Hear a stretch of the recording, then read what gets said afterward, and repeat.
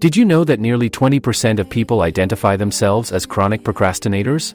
This means that every day, around 1 in 5 people push their dreams, their goals, and even simple to-dos further and further away. And procrastination isn't just a quirky habit, it's a genuine battle. Research suggests that procrastination often ties closely with lower life satisfaction and higher levels of stress, anxiety, and depression. For me, procrastination wasn't just a word or something to laugh about. It was my life. It was the weight I carried every single day, the invisible clock ticking in the back of my mind, and the endless list of tasks that haunted me long after I closed my eyes at night. I can't remember a time when I wasn't putting things off. My mind would race with things I had to do, deadlines approaching, promises made that I still hadn't fulfilled. It was like I was on a treadmill, but no matter how fast I ran, I could never get ahead. As the days slipped by, guilt piled up on my shoulders. I would tell myself I'd start tomorrow, but when tomorrow came, my energy faded, and I'd once again succumb to the urge to do anything but what needed to be done. This wasn't a casual habit, it was a profound problem that affected my relationships, my health, and my happiness. I was constantly behind on work projects, barely making deadlines, or missing them altogether. The people in my life grew frustrated, wondering why I couldn't just get things done.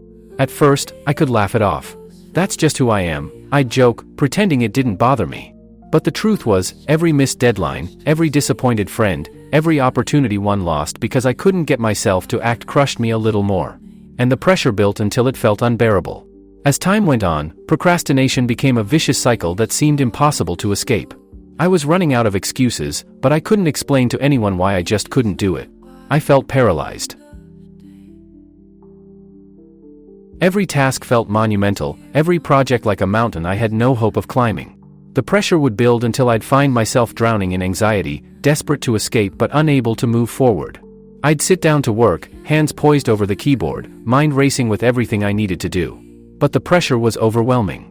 I'd start by looking up one thing, then that one thing would turn into a web of tabs, a bottomless pit of information that led me further and further away from the work. Before I knew it, hours had passed. Nothing was done. And the guilt would eat at me. The fear of failure was paralyzing, and every time I tried to push through it, I felt like I was drowning. I felt incompetent, worthless even. How was it that everyone else around me seemed to have no problem getting things done, while I was stuck, lost in a mess of my own making? The toll procrastination took on me wasn't just professional, it was deeply personal. I remember the friendships I let slip, the people I didn't get back to, the moments I missed because I was too consumed with guilt or shame over what I hadn't done. People stopped relying on me, and I felt my self-worth slipping. There was a specific moment, etched in my memory, that still makes me emotional to this day. My best friend had asked me to help organize her wedding, a role I was thrilled to have. But with every planning meeting, I'd put off the tasks, convinced I had more time, that I'd get to it soon. One day, she gently told me she'd asked someone else to help. She tried to be kind, but I could see the disappointment in her eyes. I had let her down in one of the most important moments of her life. It broke my heart. Procrastination had isolated me from the people I cared about. I was embarrassed, feeling like a fraud who couldn't manage even the simplest things in life. The shame followed me around like a shadow. The self-loathing was so intense that I would avoid looking at myself in the mirror. I felt like I was living half a life, constantly haunted by the version of myself I could never seem to become. Every morning, I would wake up with a knot in my stomach, knowing there was a mountain of things I needed to accomplish but feeling completely incapable of tackling even one. I began experiencing anxiety, a deep, all-consuming dread that would seep into my day, affecting everything I did. There was a constant voice in my head reminding me of everything I'd put off, of every failure, every disappointment. It became my companion, always lurking, always reminding me of the things I'd done wrong. I tried to run from it. I'd bury myself in distractions, scrolling through social media, binge-watching series, anything to escape the overwhelming fear and self-doubt. But it was only temporary. Every night, as I lay in bed, the realization would hit me like a wave: I was wasting my life. I was letting opportunities slip through my fingers. And the worst part was, I couldn't even explain to myself why. The self-doubt grew with every task I postponed, every goal I failed to meet. It felt like I was chained to a rock, unable to break free. The energy it took to live with that weight was immense. I started avoiding people, dreading the questions they might ask, fearing they'd see the failure I felt I was. I started to realize how much of my life was slipping by. Every time I pushed something off, I was robbing myself of time I would never get back. Birthdays, holidays, milestones, they all blurred together, lost in a haze of tomorrows that never seemed to come. And with each passing day, my dreams seemed more like distant fantasies than achievable goals. I had wanted to make something of myself, to prove I was capable, but all I had were regrets. I would look back at my life, at everything I had planned for, and feel a deep ache inside me. All the things I'd said I'd do, the promises I'd made to myself, the dreams I once held close, they all felt like shattered fragments scattered around me. I'd wanted to accomplish so much, but in the face of my own inaction, those dreams seemed pointless. I'd see people achieving their goals, moving forward, and I'd wonder, why can't I do that? Why can't I be like them? But no matter how hard I tried, I couldn't seem to find the energy or the motivation to break free from my own habits. Procrastination had become a prison, and I was the one holding the key, yet I couldn't find the strength to turn it. The despair and hopelessness consumed me, and the thought of change felt impossible. It wasn't until I hit rock bottom that I truly understood the cost of procrastination. I lost a job that I loved, one I had dreamed of and worked so hard to get. The deadlines I missed, the projects I didn't complete, all because I kept telling myself I'd get to it later. When they let me go, they said they were sorry, that they saw potential in me, but I hadn't shown up. Those words cut through me. They didn't know how hard I'd fought against myself, the nights I spent awake, telling myself I'd change, only to wake up and fall back into the same patterns. Sitting in my car afterward, I felt empty, broken. I had lost everything I'd worked for, and it was all because I hadn't been able to conquer my own mind. I cried for hours, mourning not just the job but the years of my life I'd wasted, the friendships I'd let fade, the dreams I'd abandoned. I felt like I was standing at the edge of an abyss, staring into the life I could have had but would never know. And in that moment, I realized something had to change. I had to find a way to break free from this cycle, to reclaim my life before it slipped away completely. This was my lowest point, where the pain of remaining the same finally outweighed the comfort of my habits. I wish I could say I knew what to do from that moment, but the truth is, all I knew was that I couldn't go on like this anymore. Sitting alone in my car that day, I felt like I was at a crossroads. I knew that if I didn't make a change, I'd be stuck in that same painful cycle of procrastination and self-doubt for the rest of my life. As I sat there, staring at nothing, it hit me that I didn't need to overhaul my entire life overnight. I just needed to take one small, manageable step forward. It was time to stop dreaming about a life of productivity and start building it, brick by brick. I realized the first thing I needed was a solid time management plan. I started with something simple, a written daily to-do list. This small, structured commitment gave me something tangible to focus on each morning. I wrote down everything, no matter how small or seemingly insignificant. This wasn't just about goal setting, it was about creating accountability, seeing every small action as a step toward reclaiming control over my life. My list didn't need to be ambitious or impressive. Instead, it was practical and, most importantly, achievable. The next step was to implement a daily productivity routine that worked for me. I had tried rigid schedules before and failed miserably, so I focused on something more flexible and realistic. My first goal was to start each day at a consistent time, even if it was just waking up 15 minutes earlier than usual.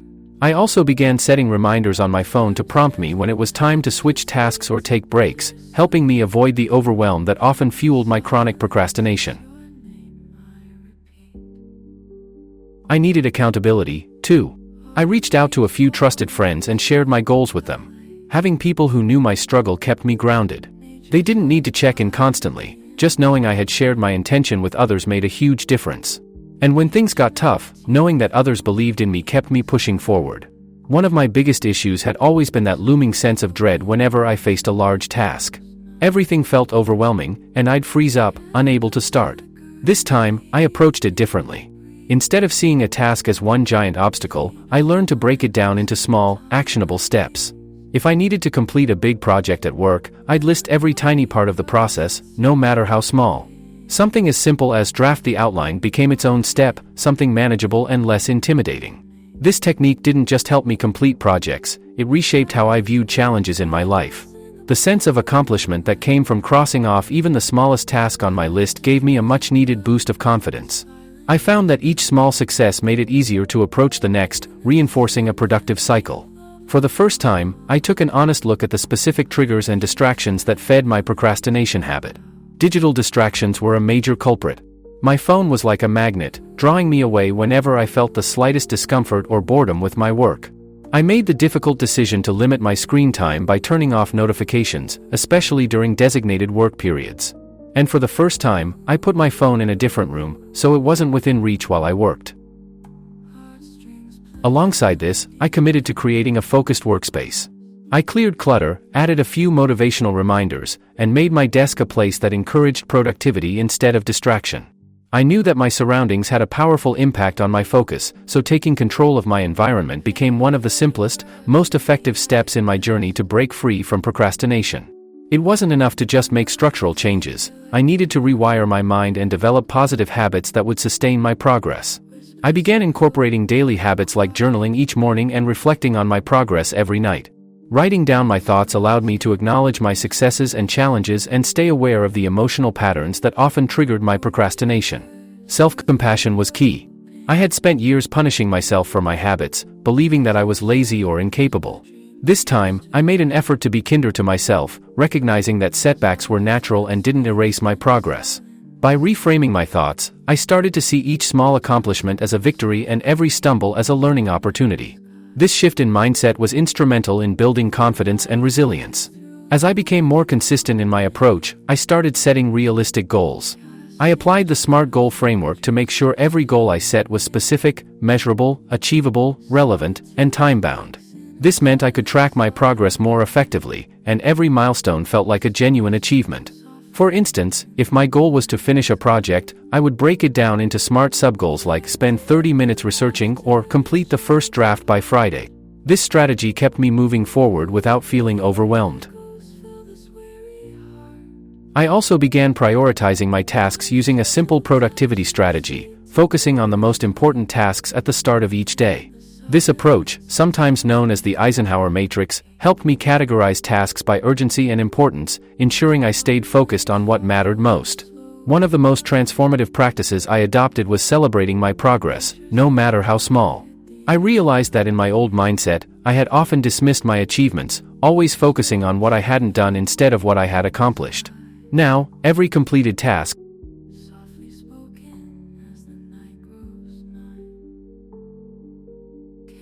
the insights in Beat the Clock helped me understand the science behind procrastination and the specific strategies I could use to outsmart it. It was like the book had been written for someone just like me, someone who had struggled and failed over and over again. It showed me that I wasn't alone and that real, lasting change was possible. For anyone looking to overcome procrastination, I can't recommend Beat the Clock enough. You can get a digital copy at libriffy.com. The link is in the description. This book was the final puzzle piece that allowed me to reclaim my time, my energy, and my dreams.